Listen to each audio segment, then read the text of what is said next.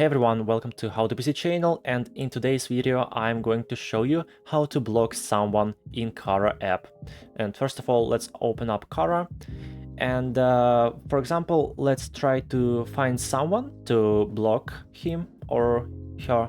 For example, I want to block this guy, and first of all, we have to open his profile.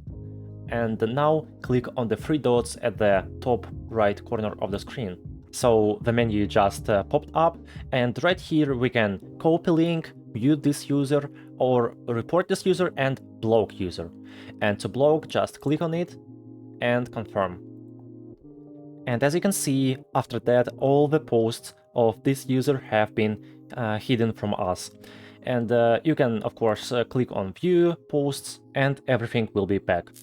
So guys, I hope this video was helpful. Please don't forget to subscribe to my channel and like this video. Have a great day.